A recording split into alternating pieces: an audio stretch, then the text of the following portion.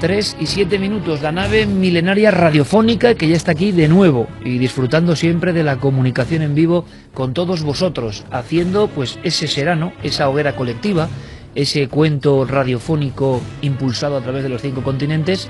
En el fondo somos la tribu acudiendo a la llamada, la tribu que quiere nutrirse de historias que habitualmente pasan desapercibidas en la vorágine. ¿Por qué hacemos caso? Y yo creo que nos ocurre a todos.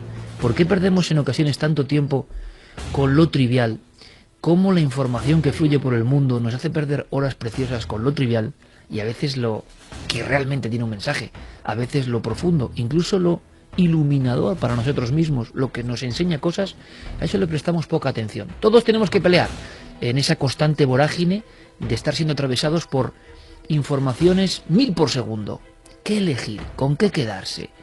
¿Dónde está lo esencial? ¿Dónde está lo que nos aporta algo? En esa batalla estamos, amigos. Y no sabemos si aporta o no, pero no queremos que se olvide la historia, no queremos que os olvidéis vosotros, porque en Murcia, evidentemente, también la información oficial pondrá un casco de silencio en torno a la verdad o no.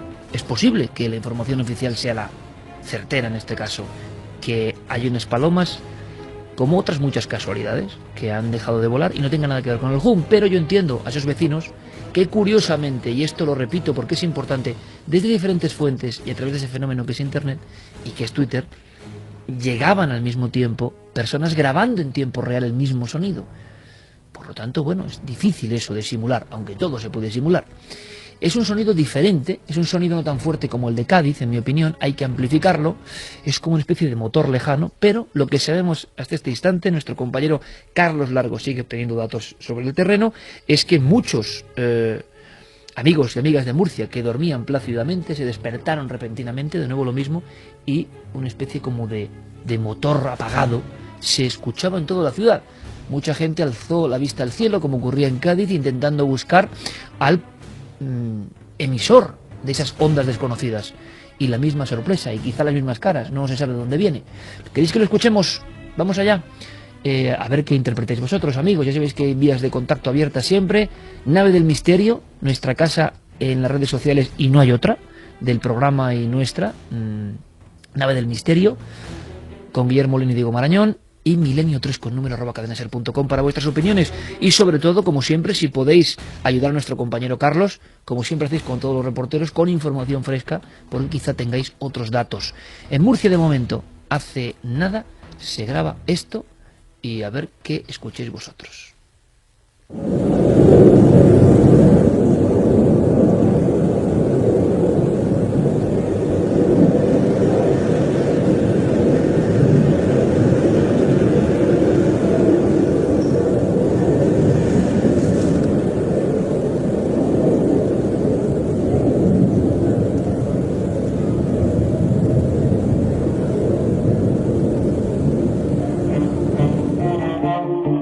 Es como un sonido de vagón de tren o algo, pero más lejano, ¿no? No es sonido algo crepitante. Electrónico también. Electrónico también, sí.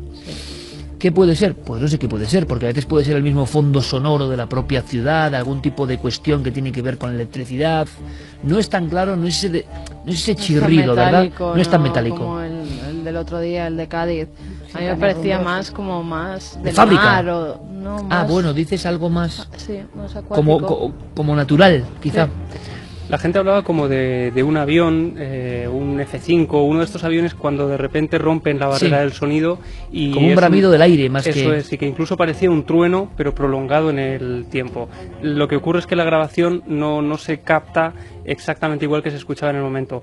Pero sí que debió llamarles la atención porque, como decías al principio, en Twitter es mucha la gente que empieza a escribir que hay un sonido muy extraño en toda la ciudad. Sí, algo que no es convencional y que llama la atención, como en Cádiz. Ahora, claro, sea lo que fuere, a través de las redes sociales es curioso, es el primer medio, esto está cambiando y ha cambiado evidentemente, donde uno puede enterarse de un fenómeno en el tiempo en que está transcurriendo. También cuidado también con estos los días ha habido un temporal por toda la problemas. zona de sur de Alicante y Murcia, tremendo, granizadas, incluso igual hay algo atmosférico ahí, ¿no? Unos cambios, bueno, sea como fuere, algo que sorprende. Claro, también ahora, con la fama que se está dando al ham, y somos culpables también de eso, cualquier sonido no ordinario y que suene un poco así raro, se va a tomar como Ham, ¿no? Sí. Hay que tener cuidado. Claro, lo que te decía antes de la interpretación, ya hemos metido esa unidad de clasificación en el inconsciente colectivo y ya efectivamente cualquier sonido poco común puede pasar a la categoría de Ham. Yo escuchando esta grabación me faltan todas las frecuencias agudas, o sea, exacto. Me falta ese chirriar o ese sonido ese de desgarro metálico, sí. O sea, es muy que el grave. Cádiz es que era brutal, es que el de Cádiz parecía casi voces de alguna forma, pero también había otro arquetipo que se ha convertido en moderna imagen del misterio, porque el Ham sería esos misterios que en los libros de 15 años antes no aparecen en ningún sitio. O sea, se incorporan también las muertes masivas de animales. ¿Cuándo en el mundo del misterio se había hablado de muertes masivas? Pues desde el inicio de 2011-2012, cuando en varios pueblos aparecen los pájaros muertos. Ahora lo ven las personas y lo interpretan muchos con el propio Ham, pero parece que hemos encargado, claro, ese trabajo de intentar trazar paralelismos. Y como siempre, honestos, no hay ninguna... Yo pensaba, ¿se relacionó en Estados Unidos? ¿Se grabaría el hum o el ham en aquel momento con las muertes masivas de pájaros? Pero no. No parece que exista esa relación en principio, ¿no? Por la información que he manejado, y yo creo que, bueno, pudiera ser que quizás no se ha establecido esa relación porque a lo mejor tampoco en ese momento se ha interrelacionado. Hablamos de un fenómeno que es relativamente nuevo, el tema, me refiero al de Ham. Que tiene un par de años nada más. Aunque hay como decíamos, algunos casos antiguos, anteriores, de antigüedad y tal, pero claro, es algo que todavía un poco desconocido incluso hasta para la propia casuística, ¿no? Bueno, vamos a ver si recogemos hoy, es posible, informaciones, porque siempre será bueno llegar un poco más allá. La hipótesis oficial, envenenamiento, y seguramente en este caso sea así, pero claro, vaya espectáculo. O sea, uno va por una plaza de la zona vieja de Murcia y se le empiezan a caer las palomas encima, y es que tiene que quedarse con cara de póker como poco. Y si encima en la ciudad está el rumor de que se ha grabado ese sonido, es lógico que se interrelacione. A ver si descubrimos, ¿no? A ver si las brumas no se ciernen sobre esta historia y descubrimos algo más. Lo que vamos a descubrir en un rato, ahora mismo, en una porción de esa columna de Santiago Camacho tan especial, para luego ir a otras historias, es el Hangar 18. Se ha hablado muchísimo de esta instalación secreta, secretísima, pero seguro que vamos a aprender, vamos a visualizarla mucho mejor con la columna hablada de Santiago Camacho.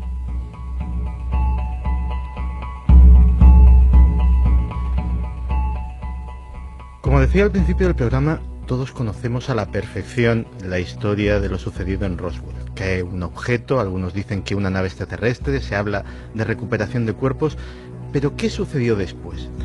Pues tal vez la respuesta esté en un teletipo desclasificado recientemente del FBI y una serie de documentos en los cuales el propio y todopoderoso director de la agencia, Edgar Hoover, se quejaba amargamente de que los militares habían recogido algo en Roswell, Nuevo México, y que no dejaban a los agentes del FBI y a él mismo tener acceso a aquello. Hoover se ponía en contacto con las más altas instancias del gobierno para tener acceso total a eso que se guarda en la base de Patterson. En esa base de Patterson hay un lugar mítico donde parece ser que se guardan todas esas cosas. Es el llamado Hangar 18. Durante muchos años el Hangar 18 ha sido un mito dentro de la ufología. Era un hangar más dentro de la base de Wright-Patterson en Dayton, Ohio, una de las bases más importantes de la defensa aérea estadounidense, una de las más grandes, tiene 22.000 hombres trabajando en su interior, y prácticamente pues no había o no se conocían testimonios de lo que sucedía hasta nuestros días.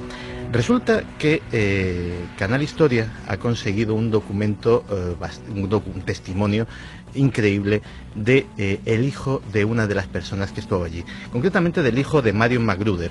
Marion Magruder era una leyenda dentro del ejército estadounidense, de la Fuerza Aérea, uno de los mayores expertos en tecnología aeronáutica, y parece ser que fue llamado en julio de 1947 a ese mítico Hangar 18 a estudiar algo. ¿Qué sucedió? Pues sucedió que le mandaron guardar secretos, le mandaron guardar aquello celosamente, no contárselo a nadie, pero se lo contó a alguien.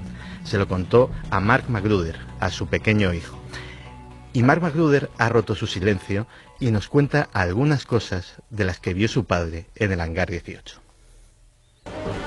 Mi padre vio allí un metal muy flexible que se podía arrugar con las manos y recuperaba su forma inmediatamente. Un metal muy ligero que, sin embargo, se podía rasgar. Vio parte de los restos de lo que había sido una nave extraterrestre. Vio cadáveres. Y vio también un ser vivo. Un ser vivo de aspecto, según él, como infantil, muy delgado y de cabeza grande y largos brazos con 4 dedos. Mi padre dijo textualmente: aunque no de forma deliberada, nosotros matamos a aquel ser. Dijo que se experimentó con él, pero que, evidentemente, no sabían cómo mantener vivo a aquel ente. Finalmente murió. Aunque mi padre fue más allá. Mi padre dijo: lo matamos nosotros.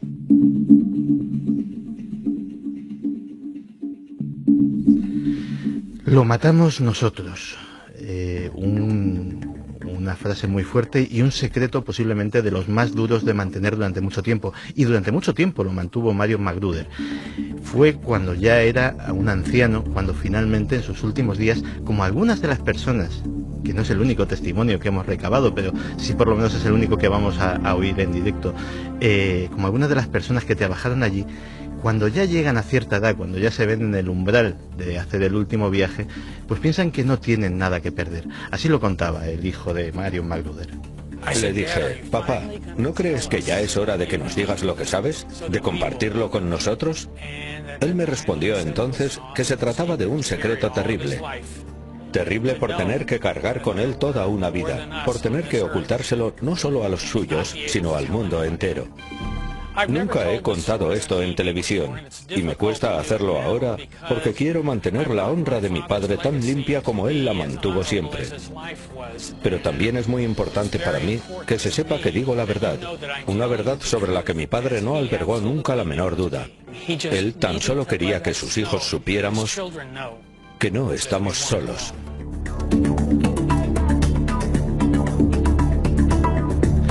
El testimonio de Marion McGruder es riquísimo en detalles y sería muy prolijo contarlos aquí, pero hay uno, curiosamente, que me llamó poderosamente la atención.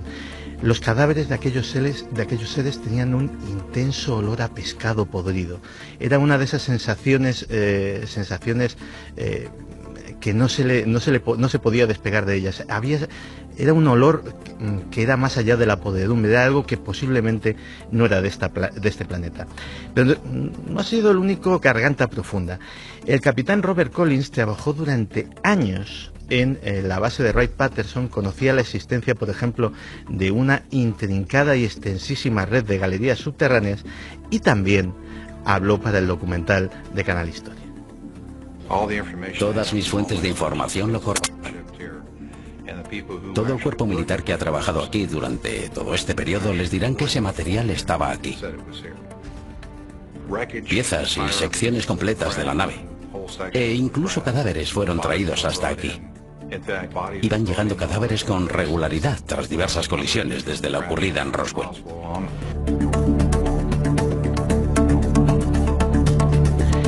A pesar de que el Área 51 es famosa por el misterio que encierra, el lugar lógico para llevar esto era precisamente la base aérea de Wright-Patterson. ¿Por qué? Porque ahí tiene su sede lo que se llama la División de Tecnologías Exteriores.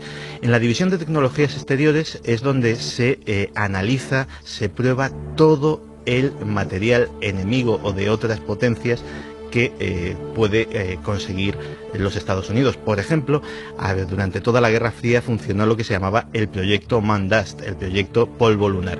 El proyecto Polvo Lunar mandaba a funcionarios, a soldados de la base Wright-Patterson a cualquier sitio del planeta donde hubiese caído algo del espacio, fueran basura espacial, fueran restos de un cohete o de un satélite soviético, fuera un meteorito no identificado. Allí se presentaban, desplegaban todo un operativo absolutamente sofisticado, se llevaban aquel material a Wright-Patterson, posiblemente a ese hangar 18, y allí lo que fuera, piedra, tecnología, metal, era analizado. Si, por ejemplo, sabían que se estrellaba un avión soviético, un MiG, en algún sitio, por ejemplo en el mar, donde pudieran acceder a él, movilizaban a la Marina y conseguían los restos de ese aparato. De hecho, consiguieron, sin tener muchas veces los aviones originales, en Wright-Patterson se llegaron a fabricar copias exactas de todos los modelos de MiG que tuvo la Unión Soviética durante la Guerra Fría, copias que luego eran llevadas precisamente al Área 51, donde donde tenían lugar los vuelos de prueba para ver qué capacidades aerodinámicas tenía aquello, cómo se podían utilizar y cómo adiestrar a los pilotos norteamericanos para combatir a esas aeronaves. Pero de todos los gargantas profundas que ha habido durante estos años, posiblemente el ufólogo Leonard Stephen consiguió acceder a una de las más curiosas. Se llamaba June Crane. June Crane era una modesta mecanógrafa, pero claro, todos aquellos documentos clasificados de alto secreto, alguien los tenía que mecanografiar en aquella época en que no había faxes, en que no había ordenadores y todo dependía de copias con papel carbón que eran distribuidas manualmente. Y June Crane, gracias a esa calidad de mecanógrafa, accedió a secretos increíbles y corroboraba todo lo que hemos estado escuchando. Corroboraba la existencia no de una nave, sino dice que de 3. No de un cuerpo, dice que llegó a ver hasta 15.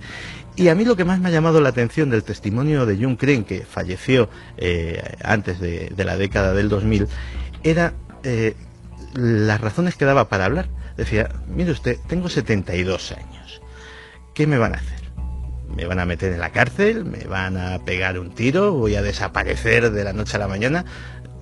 A mi edad puedo perfectamente con eso.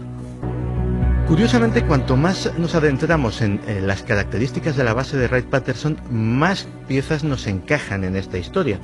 Por ejemplo, el hecho de que Wright tiene las instalaciones más punteras de los Estados Unidos para el estudio forense de antropoides, un auténtico laboratorio en el que el pretexto oficial es que allí es donde se diseccionan, se investigan los monos, los primates que se utilizan en pruebas de vuelo, etcétera, etcétera, para ver pues los efectos de la altitud, los efectos de las bajas temperaturas, los efectos de la falta de gravedad y ver cómo afecta a los órganos. Pero evidentemente son instalaciones lo suficientemente extensas y lo suficientemente sofisticadas para hacer un examen forense detallado de cualquier ser, de cualquier animal o de cualquier ser no terrestre que cayera en sus manos. Fíjate que el sitio del que estamos hablando es tan secreto que la mayor parte de los miembros del alto mando norteamericano no tienen clasificación de seguridad para acceder a él. Hay otro testimonio muy curioso porque tuvo lugar en uno de los programas de más audiencia de los Estados Unidos, el programa de entrevistas de Larry King, y que el protagonista era ni más ni menos que un senador de los Estados Unidos, Barry Goldwater, senador de Arizona. Barry Goldwater estaba siendo entrevistado por Larry King y surgió esta anécdota. Él, en su calidad de senador, visitó la base aérea de Wright-Patterson. Y el general que le hacía de guía, se llamaba Curtis LeMay, pues le estaba enseñando las instalaciones y entonces dijo, oye, yo soy senador de los Estados Unidos, tengo derecho a preguntar más o menos lo que quiera, a fin de cuentas represento a los contribuyentes. Dice, bueno, ¿y esto del hangar 18 es verdad? ¿Puedo visitarlo? Y para su sorpresa, el general LeMay, que había sido absolutamente cortés y absolutamente educado hasta ese momento, prácticamente montó en cólera y le dijo, no, usted no puede acceder a ese lugar. Es más, nunca más vuelva a preguntar por tal sitio. Eso lo dijo el propio senador en la entrevista con Larry King. A modo de anécdota diremos que el hangar 18 como tal ya no existe. Ya es un número que está en la iconografía. En realidad, el edificio del que estamos hablando ahora se llama el edificio 23. El hangar 18 en su día desapareció, fue cubierto por una inmensa estructura y a los pocos meses apareció, antes había un hangar típico de aviación, de estos de estructura metálica, enorme, y en su lugar apareció un igualmente enorme, mucho más grande, edificio que tenía una pinta de almacén ya de ladrillo absolutamente opaco, que fue denominado edificio 23. Ese es el punto, parece ser, de entrada a esa inmensa red de subterráneos que hay debajo de la base aérea de Patterson. Subterráneos que no son leyenda, hay documentación gráfica de su construcción. Estamos hablando de, por lo que se aprecia en las fotografías, galerías de unos 10 metros de ancho con salas acabadas en salas de unos 30 por 30 metros, es decir, estamos hablando de una infraestructura enorme y que nadie sabe qué alberga. Por último, en la década de los 90 se desclasificó uno de los proyectos secretos que se llevó a cabo en la base de Wright-Patterson. Se llamaba el proyecto Silverback, el proyecto Escarabajo de Plata. El Escarabajo de Plata, y están... yo creo que se podría acceder a través de internet, porque ya, insisto, no es ningún secreto, son una serie de planos increíblemente detallados de un platillo volante, un monoplaza de unos 10 o 15 metros de diámetro y que algunos dicen que voló en la propia base aérea de Patterson y otros dicen que nunca pasó de la mesa de dibujo. 3:28, la historia del hangar 18, y también es interesante, sería motivo de otras reflexiones, cómo las grandes marcas de la televisión, siempre documentadas, siempre hiladas a producciones de altísimo coste, altísimo nivel internacional, rigor. Es curioso, pero estas cadenas norteamericanas o canales multinacionales no hacen más que sacar temas de misterios, incluso misterios muy bizarros, misterios con programas. A mí me preguntan mucho por programas concretos donde siempre pasa de todo y yo no digo nada más, pero es cierto cómo están en el inconsciente colectivo, evidente. Es más, a mí muchas personas me preguntan, aunque sea otra historia, oye, ¿por qué vosotros cuando vais a los sitios nunca os pasa nada? Y estos programas es que les pasa de todo, jolín, es mucho más divertido. Y yo digo, sí, segurísimo, es mucho más divertido.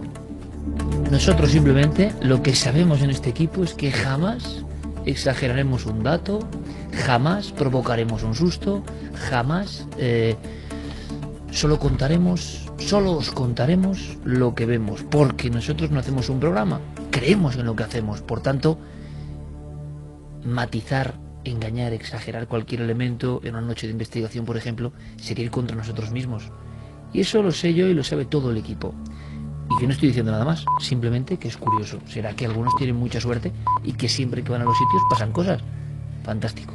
Pero también, en el buen sentido lo digo, que las grandes multinacionales de la producción televisiva mundial, que siempre habían estado muy alejadas de estos temas, estén cubriendo sus parrillas con temas de misterio puro y duro, sorprendente. Mira, con lo que no se puede competir, no sé si les pasan muchas o pocas cosas a los de estos programas, pero cachas, lo que se dice cachas están, o sea, nosotros no tenemos ahí ningún punto de competencia. Pero es curioso, porque a mí me lo dicen constantemente y yo digo, bueno, pues me parece genial, es verdad, me parece genial que pasen todo tipo de cosas. Nosotros, todo tipo de fantasmas. Sí, nosotros simplemente contaremos lo que de verdad hemos visto, porque al mismo tiempo, en el mismo nivel que los espectadores, queremos saber de verdad qué pasa con el misterio. Asombroso, por eso lo dejo caer ahí. Demasiado asombrosas las declaraciones sobre el hangar 18, demasiado increíbles, reales. Seguiremos indagando, Santi, sorprendente como poco.